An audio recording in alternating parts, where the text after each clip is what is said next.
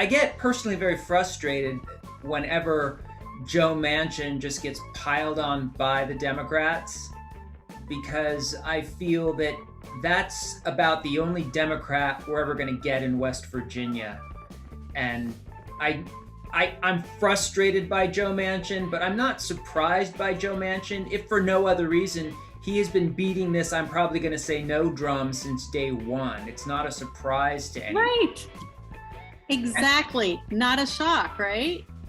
And nobody likes my answer, which is we should have done better. We should have tried harder. We had a possible Senate pickup in Iowa, we lost. We had a possible Senate pickup in Maine, we lost. In North Carolina, we lost. In Texas, we lost. We could be in a situation where we don't have to rely on Joe Manchin's vote, but that's not where we are. Yeah. And if that's not a lesson to Democrats for what's coming in 22, I don't know what is. It feels a little good sometimes to bash on these people, but it doesn't really get us where we need to go, and I don't have time for it. So how are you dealing with the onset of our new Omicron variant?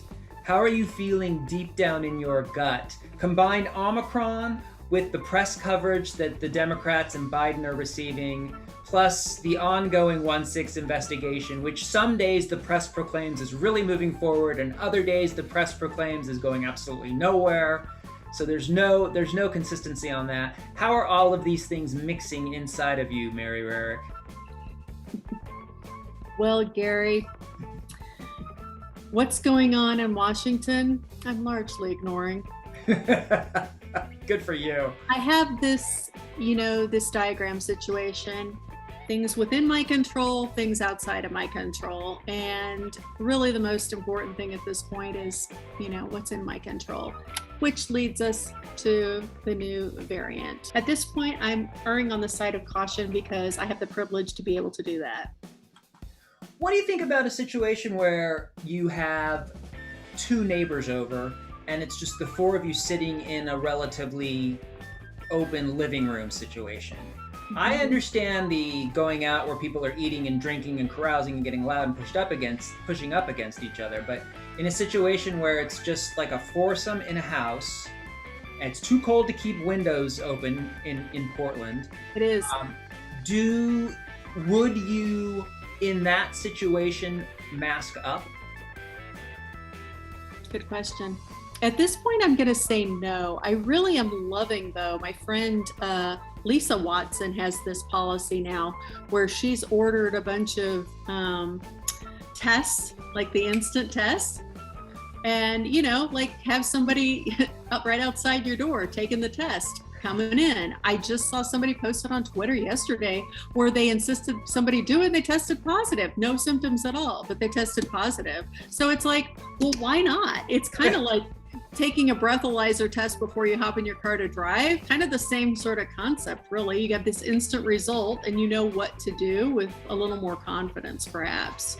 And those guests can still sit outside and look through the window at all the fun. I mean, there's nothing saying that they have to go directly home. Put a little plate out on the sidewalk for them, and they can still be part of things. If you think of it, she was saying it was uncomfortable to ask, right? It's uncomfortable to ask somebody to do that, but at the same time, I would think that the person who tested positive would be grateful to know. Look how long we have worked to not become infected with COVID or any of its many variants. Do you really want to make one dumb mistake now and get it after all of this time of being careful? I don't want it at all. I don't care if it's mild symptoms or no symptoms. I've worked really hard to avoid it, and I've been responsible, and but you can't let your guard down. You feel like you've earned the right somehow to let your guard down, or you're exhausted. You just don't want to do it anymore. You just don't care. But that's when it's really important that you do keep up your guard, because that's when you're going to get it. The failure seems to be with the average American citizen who's not taking it as seriously as he or she should. I mean, that's if you're not vaccinated by now, I don't know anything that Joe Biden's going to be able to do to convince you. I mean, clearly resisting it, and short of getting incredibly sick, I don't know what's going to change those people's minds. But Biden will take all the blame for it. Yeah, they're getting a lot of flack for messaging, and Dems are getting a lot of flack for messaging. I think they're doing a great job. I mean, and we've never had a better press secretary that I can recall since Jen Psaki's amazing. I feel that if I'm going to speak strictly MSNBC because I don't watch CNN. Obviously, I don't watch Fox News. If they spent less time pointing out that they think the Democrats aren't messaging well and a little more time amplifying the message that the administration is putting out, which is in fact news and can be reported, I don't think that we would have this problem. It seems to me that this is kind of the default place that news agencies go to. Democrats can't message. Oh yeah, we used that 4 years ago. Let's keep talking about that. I don't think it would matter. Remember this 1-6 commission wasn't dropping bombshells every day, and social media was just crammed with people pissed off. And people are asking for Merrick Garland's resignation, and I get baited into that, and I start, going at them. You expect these people to be doing? You expect them to just be on camera 24 hours a day, revealing to us everything they're learning and everything they know? No, you want to have these televised hearings next year where this shit comes down at these people who are witnesses at the moment they're being asked, and seeing them unable to bullshit their way out of it. I'm willing to wait for that. I waited 5 years for No Time to Die. I can wait a few more months to hear what the commission has to say. True.